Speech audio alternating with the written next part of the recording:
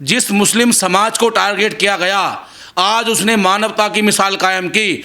मैंने अपने इतिहास में पहली बार मुस्लिम समुदाय को इतनी मदद करते हुए देखा है। हालांकि उन्होंने कोरोना काल में मदद की, और जहां लोग 80-20 की बात करते हैं, जहां पर मुस्लिमों को आतंकवादी दाढ़ी नोच कर मारा जाता है, अजीब अजीब नारे लगवाए जाते हैं, मॉबलिंग की जाती है, मुस्लिम समाज ने सबसे ज़्यादा रिकॉर्ड तोड़ा है।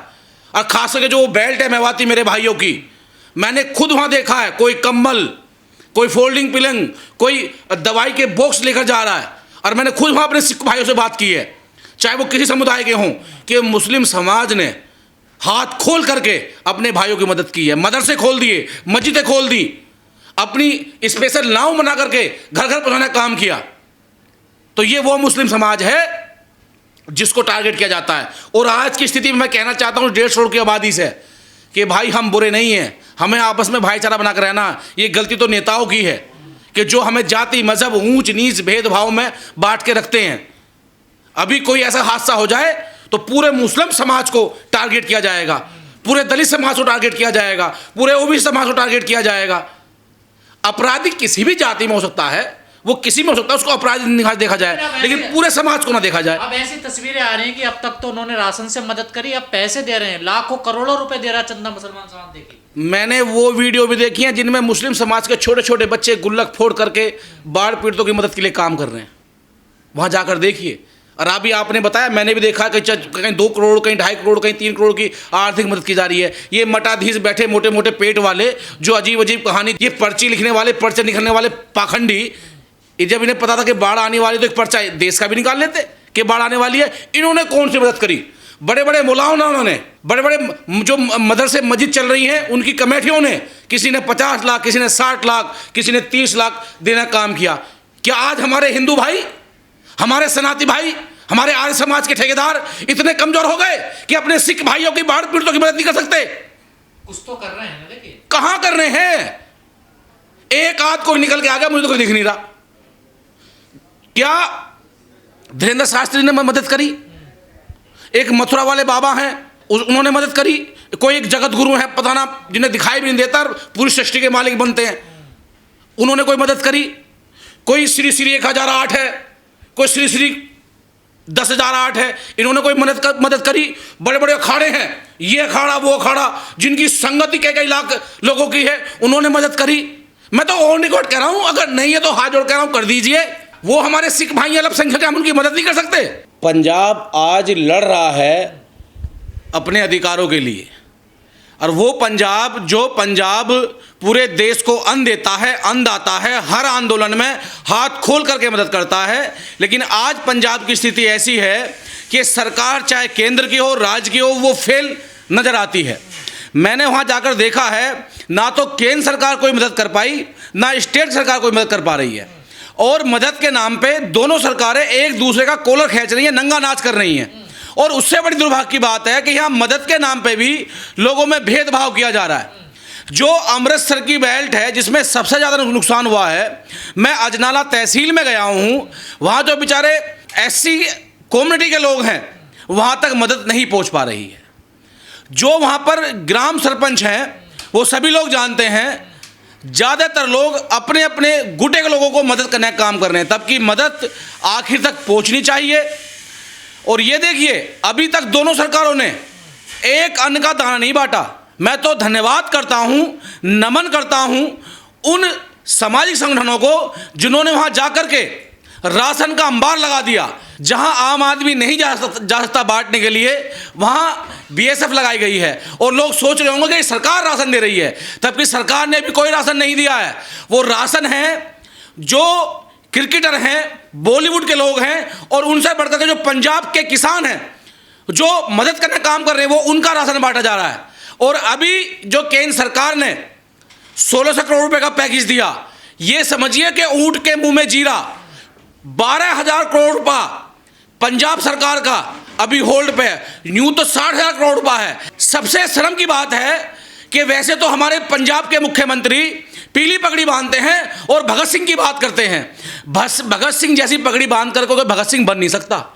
हम नमन करते हैं सरदार भगत सिंह जी को सिर्फ दिखावा किया जा रहा है। आपने देखा है, छोटा सा एक आंकड़ा निकल के आया कि 20,000 रुपये एकड़ का हम जिन किसानों की फसल डूबी है, बर्बाद हुई है, उन्हें हम देंगे।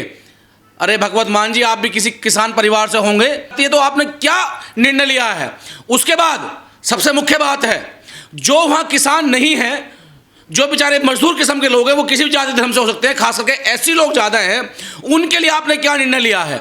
एक सवाल उन्होंने कहा कि 10,000 रुपये अगर केंद्र देगी, जिनके घर टूटे हैं, तो 30,000 रुपये मैं देना काम करूँगा।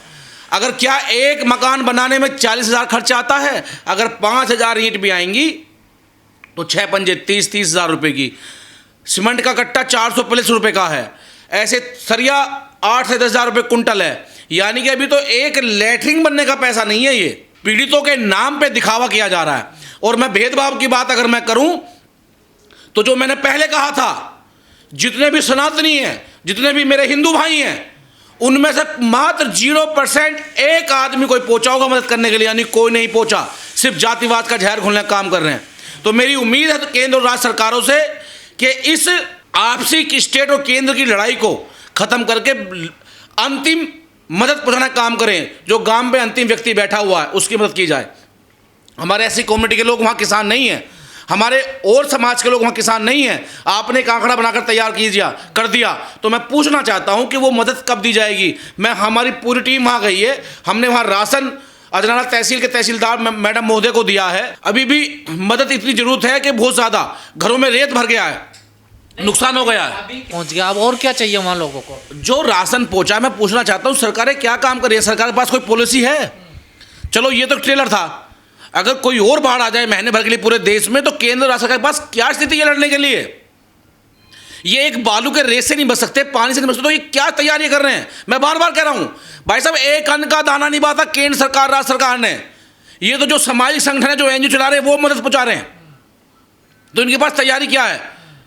और मैं फिर कह रहा हूं, अभी कोई पाकिस्तान से जो छिड़ जाए दिखावे वाला, तो बहुत सारे सनातनी, बहुत सारे मेरे आर्य भाई, मेरे हिंदू भाई तलवार निकाल के और हम फाड़ देंगे, चीर देंगे। हम वहाँ 1,000 संगठन लोग पहुँच रहे हैं। आरएसएस छाती फाड़ फाड़ के कहेगी कि हमें मौका दिया जाए, तमाम और हिंदू संगठन कहेंगे। आज जाकर दिखाओ ना वहाँ पे, तो जा तो रहे हैं। कहाँ जा रहा है? मुझे एक आदमी दिखा दो, कोई एक आदमी कि फलाना ये दल, फलाना वो दल, या इस तरीके से कोई आरएसएस का संगठन वहाँ मदद पहुँचाने का काम किया हो। ये कोई मदद नहीं पहुंची है। मैं फिर कह रहा हूं, जिन क्रिकेटरों ने, बॉलीवुड के लोगों ने, और उनसे बढ़कर के जो सामाजिक संगठन है, उन्होंने राशन पहुंचाया, वो राशन बट रहा है। मैं लिस्ट मांगना चाहता हूं, पूरे बाढ़ क्षेत्र को, जो 1400 कुछ गांव है, 12 जोन में बांटा गया है। एक सेंटर है जो राइस मिल है, वहां सामान जमा होता है। कोई बताए ग्राउंड रिपोर्ट? पंजाब में एससी कम्युनिटी सबसे ज़्यादा 34% प्लस है, अगर कायदे में गिनती हो जाए तो 40 पार कर जाएगी। उनके लिए क्या तैयारी है? पंजाब में 34 रिसीव्ड हैं, अब 40 एमएलए हैं। वहां पर जो फाइनेंस मिनिस्टर हैं वो चिम्मा जी हैं, एससी कम्युनिटी से हैं, और मुख्यमंत्री बयान दे रहे। मैं कोई जातिवाद की बात नहीं कर रहा हूं, मैं अपने हिस्सेदारी की बात कर रहा हूं, अपने भाइयों की बात कर रहा हूं, मैं अपने उस समुदाय की बात कर रहा हूं जो बेचारा वहां 8 घंटे काम करता है, उसके पास तो रहने के लिए मकान भी नहीं है। वो कब लिस्ट में आएंगे? उनकी मदद कैसे होगी? मतलब बाढ़ जो पीड़ित है उनके साथ भी भेदभाव हो रहा है, वहां पर जातिवाद, बहुत ज्यादा भेदभाव किया जा रहा है। ये तो शुक्र है कि प्रशासन में कुछ लोग बैठे जिनके अंदर मानवता जिंदी है। मैंने वहाँ देखा है कि वहाँ पर जब मैंने एसडीएम महोदय को वहाँ राशन का लिस्ट जाकर दी, तो उन्होंने कहा कि जो गांव बच गए हैं, मैंने कहा मैडम आपसे निवेदन है कि जो ऐसी कम्युनिटी के लोग हैं जिनके पास मकान भी नहीं है, जिनके पास छत भी नहीं है, वो उनका तो हाल देखो क्या है। तो उन्होंने कहा कि आप लिस्ट दीजिए, हम इस राशन को वहाँ पहुँचाने का काम करेंगे। तो ये भेदभाव है, इतना बड़ा भेदभाव है। आपने किसानों की बात कर दी, वहाँ ज़्यादातर हमारे जट सिख भाई किसान हैं, 1000 बीघे, 500 बीघे, 600 बीघे, और उनके अगर 4 बच्चे हैं तो 3 फॉरेन में रहते हैं, एक खेती बाड़ी करता है। मैं उनको सलाम कर रहा हूँ, अच्छी बात है। लेकिन जो बहुत बड़ा वर्ग है, उनके पास ना तो कोई फॉरेन में जाने लायक कोई बच्चा है, वो मजदूरी करते हैं, वो बेचारे वहाँ बोरियाँ सिलते हैं, वो खेत के डोले बनाते हैं, वो फसलें काटते हैं। उनकी गिनती कहाँ से होगी? सरकार कैसे मदद करेगी? कोई बताए ना। अभी कोई स्टेट सरकार ने कोई अगर कमेटी बनाई है तो उसमें बताए कितने विधायक ऐसे डाले हैं, उन्हें मदद कैसे पहुँचाई जाएगी? अगर भगवत मान जी कोई बनाइए तो बता दीजिए। और मैं फिर आ रहा हूँ पंजाब राशन बांटने, और मैं तो ट्वीट करके जाता हूँ।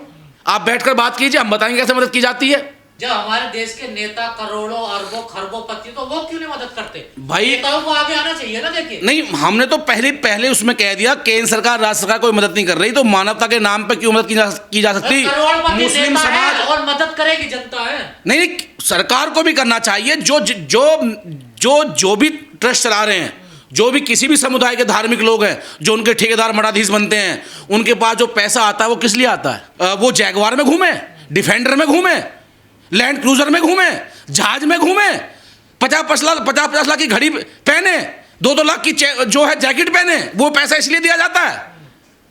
वो विदेश में जाए, चार्टर प्लेन से जाएं, उनकी कथाओं करने के लिए 50 लाख रुपए दिए। वो पैसा किस लिए? वो टैक्स फ्री पैसा होता है, वो जनता का पैसा है, जनता के लिए लगना चाहिए। मैं बार बार कह रहा हूं, दुनिया भर के बिल बीजेपी लाती है, एक बिल ये भी लाए कि जितने भी धार्मिक मंदिर हैं या कोई भी धार्मिक स्थल है, उस पैसे को राजकोष में डाला जाए। ये किसका पैसा है? ये जनता का पैसा। और किसका? तो जनता के काम में आना चाहिए, नहीं आना चाहिए? कड़वा है पर सत्य है, और ये मानना पड़ेगा। और मैं इस बात को कहते हुए कोई गुरेज नहीं कर रहा हूं। जिस मुस्लिम समाज को टारगेट किया गया, आज उसने मानवता की मिसाल कायम की। वोट लेने के लिए ये लोग नालियों में घुस जाते हैं, पैर धोते हैं, हमारे गुरुद्वारे में जाकर के लंगर बांटने काम करते हैं, दाल बनाते हैं, पगड़ी बांध लेते हैं, और आज उन पगड़ी के समुदाय के बीच में जाकर के मदद करने काम नहीं कर रहे हैं लोग। पंजाब बिल्कुल तैयार बैठा है इलाज करने के लिए, और वो पंजाब है जो ठान लेता है, वो करके दिखाता है। बताओ, कोई भी नेता गया हो वहां पर, रोड पे चल रहे हैं जहां पानी भी नहीं है, उनके जूते तो गीले हुए नहीं। अगर बाढ़ में जाना है तो जाइए भाई, अमृतसर के जो बॉर्डर की बेल्ट है वहां जाकर देखिए, आज भी 8-8 फुट रेत खड़ा हो गया है घरों में। आप क्या उम्मीद करते हैं? सेना एनडीआरएफ काम कर रही है ना, कोई नेता थोड़ा करने जाता है। तो भाई एनडीआरएफ तो क्यों नहीं करेंगे? नेता सिर्फ वोट लेने के लिए? हमारा दुख आपको कैसे पता लगेगा? एनडीआरएफ का काम है, बीएसएफ का काम है अपनी जनता के बीच में अपनी सेवा देना। लेकिन जिन नेताओं को हम चुन के एमपी एमएलए बनाते हैं, मिनिस्टर बनते हैं, वो हमारे बीच में नहीं आएंगे। जो दर्द मेरी आवाज़ में क्यों आ रहा है, मैं गया हूँ वहाँ, मैंने उन बीवियों को देखा है, बेचारी महिलाओं को देखा है जिनके तन पे सूट भी नहीं है। वहाँ जाकर देखिए, बेचारी वो एक सूट 20-20 दिन पहन रही है, वो उनके कपड़े धोने के पास उनके पास जो है सरफ भी नहीं है। और जब हमने वहाँ मदद की तो लोगों ने कहा कि हमारे पास राशन तो बहुत हमारे भाई देकर चले गए, हमारे वीर देकर चले गए, हमें कपड़ों की ज़रूरत है, हमें सांप से बचने के लिए दवा की ज़रूरत है, हमें सैनिटाइजर की ज़रूरत है, मच्छर बढ़ रहे हैं वहाँ, और तमाम ऐसे कीड़े कांटे आ चुके हैं जहाँ जान बचाना बड़ा भारी है। तो बिगड़ जाए तो दर्द महसूस नहीं होगा। तो आप क्या अपील करना चाह रहे हैं सरकार से? मेरी सरकार से ये अपील है कि दिखावे की राजनीति बंद करे, एक कमेटी बनाए, उस कमेटी में सभी समुदाय के लोग हों, और वो वहाँ जाकर देखे और मदद को जो है ईमानदारी से काम करें। केंद्र सरकार अपनी ना दिखाए कि वो पंजाब सरकार वो झेलेगी, पंजाब सरकार अपनी ना दिखाए। ना तो ये जनता सब जानती है, इस जनता ने अच्छे राजाओं को झुकाया है, जिन्होंने 60 साल किया, वो आज 60 दिन नहीं टिक पा रहे। जो कहते थे हमें कोई हरा नहीं पाएगा, वो कभी जीत के नहीं आए। जो कहते थे कि हमें कोई रोक नहीं पाएगा, उनको रोक के दिखा दिया, तो इलाज सबका कर देगी।